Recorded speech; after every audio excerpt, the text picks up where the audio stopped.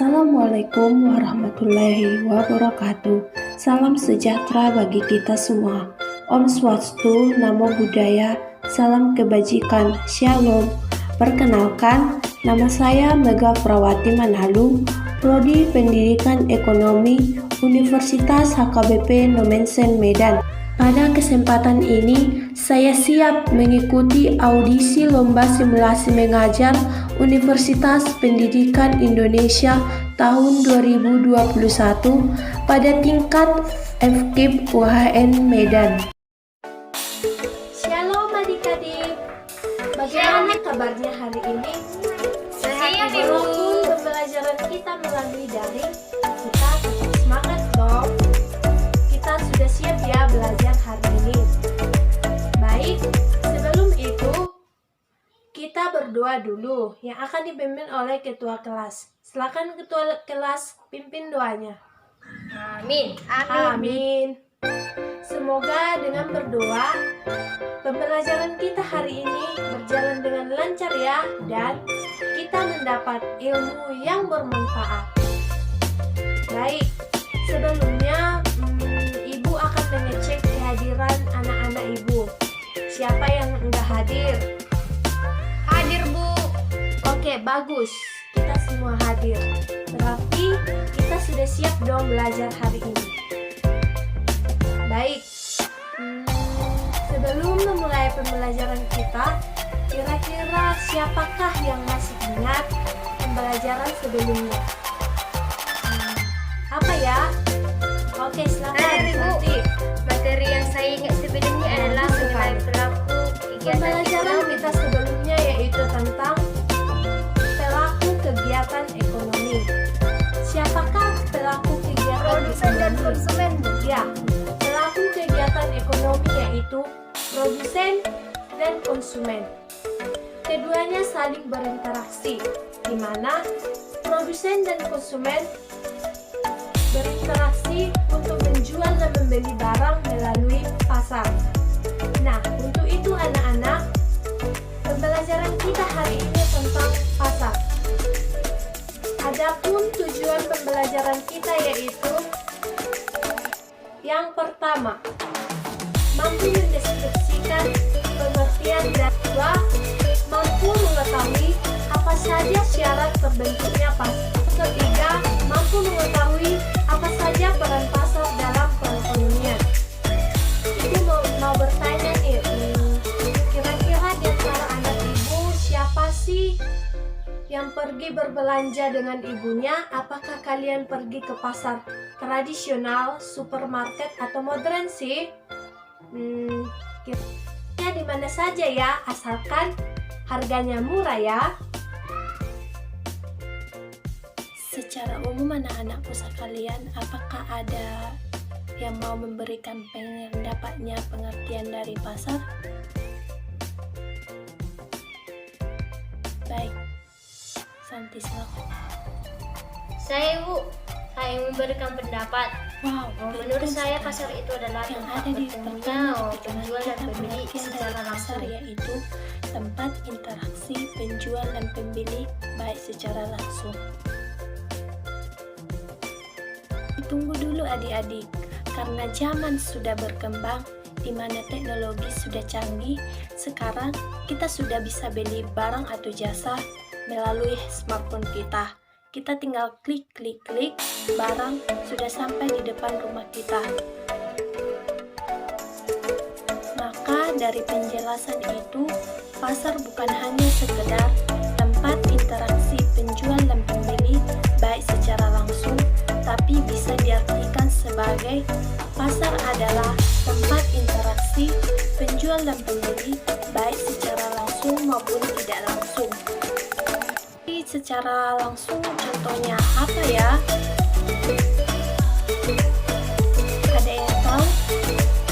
Tentu saja pasar tradisional atau supermarket, di mana interaksi penjual dan pembeli tersebut secara langsung. Karena pembeli dapat mengetahui secara langsung informasi dan melakukan transaksi harga secara langsung dengan penjual. Sedangkan untuk interaksi penjual dan pembeli secara tidak langsung ya melalui HP kita atau smartphone kita, contohnya toko online seperti yang sudah tren sekarang yaitu Shopee. Oh, sudah jelas bukan pengertian dari pasar? Sudah, Bu. Sudah, Tahukah Bu. kalian apa saja sih syarat terjadinya pasar? Syarat terjadinya pasar ada 4. Yang pertama, adanya barang atau jasa yang diperjualbelikan. Yang kedua, adanya penjual. Yang ketiga, adanya pembeli. Yang keempat, adanya kesepakatan harga antara penjual dan pembeli. Sepertinya anak-anak ibu sudah paham belum tentang Sudah, Bu. pasar? Nah, Jelas, berikutnya Bu. yang ketiga, apa sih peran pasar dalam perekonomian? Peran pasar dalam perekonomian ada 3. Yang pertama, pasar sebagai sarana distribusi. Sarana distribusi, kok bisa begini adik-adik? Pasar sebagai sarana distribusi, di mana di dalam pasar ada penjual yang menjual dan ada pembeli yang membeli, di mana dengan demikian akan selalu ada perputaran barang dari produsen ke konsumen. Kedua, pasar sebagai sarana pembentuk harga. Maksudnya gimana? Maksudnya begini anak-anak. Maksudnya jika pembeli bertemu dengan penjual akan melakukan saling tawar-menawar, di mana penjual dan produsen sedang melakukan pembentukan harga. Di mana yang kedua itu peran pasar dalam perekonomian yaitu sarana pembentuk pasar sebagai sarana promosi. Kira-kira bagaimana ya? Maksudnya seperti ini anak-anak. Penjual yang ada di pasar tentunya akan menawarkan produknya sehingga bisa menarik perhatian pembeli untuk membeli produk dari produsen.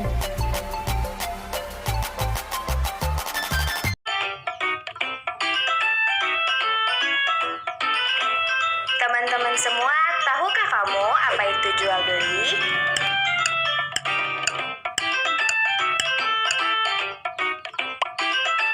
Dalam kehidupan, manusia banyak memerlukan barang untuk memenuhi kebutuhannya sehari-hari.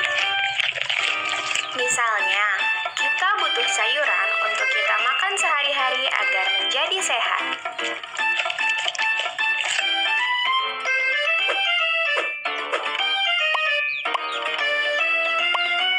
Sebenarnya, kita dapat menanam sayuran sendiri untuk kita makan. Namun, tidak semua orang dapat melakukannya. Hal itu karena ada orang yang mempunyai lahan, ada juga orang yang tidak mempunyai lahan. Nah, terus bisa juga karena orang sibuk bekerja sehingga tidak dapat menanam sayuran.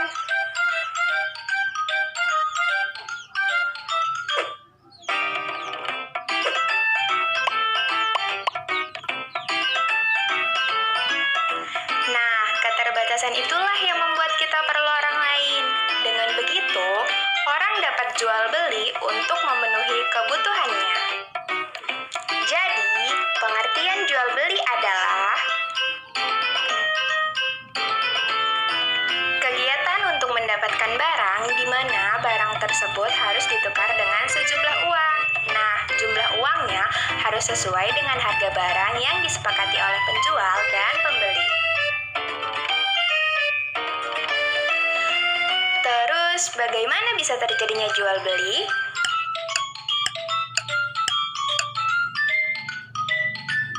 Jual beli dapat terjadi apabila memenuhi 4 syarat-syarat jual beli, yaitu sebagai berikut. Pertama, adanya penjual. Kedua, adanya pembeli. Ketiga, ada barang yang dijual. Dan keempat, adanya uang. Lalu, di mana saja kita bisa melakukan jual beli? Kita dapat melakukan jual beli di lingkungan rumah.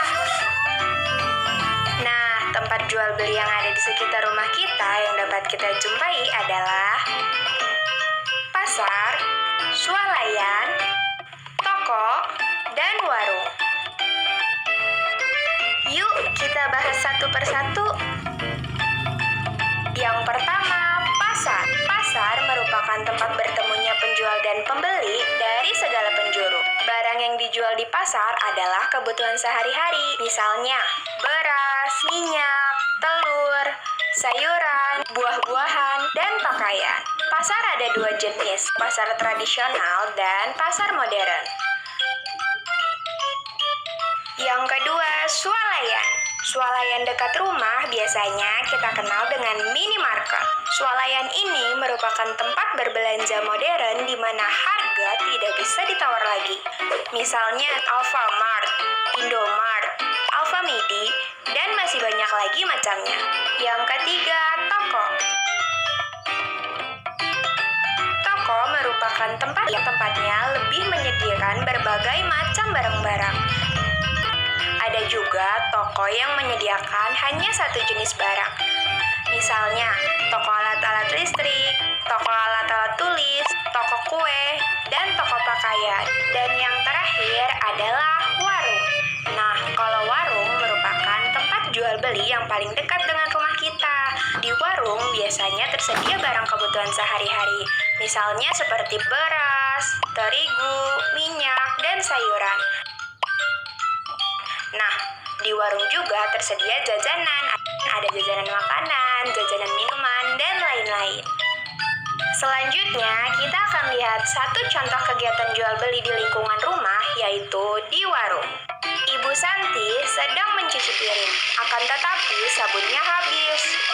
Lalu, Ibu Santi menyuruh Santi untuk membeli sabun. Santi segera membeli sabun. Ia membelinya di warung yang di dekat rumahnya. Ternyata warung itu memudahkan Santi dan ibunya untuk membeli barang-barang kebutuhan. Oke teman-teman semua, jadi seperti itulah jual beli, yaitu merupakan kegiatan untuk mendapatkan barang.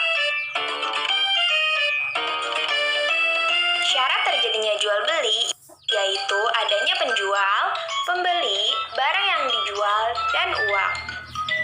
Kita bisa melakukan kegiatan jual beli di lingkungan rumah. Terima kasih teman-teman telah menonton video ini.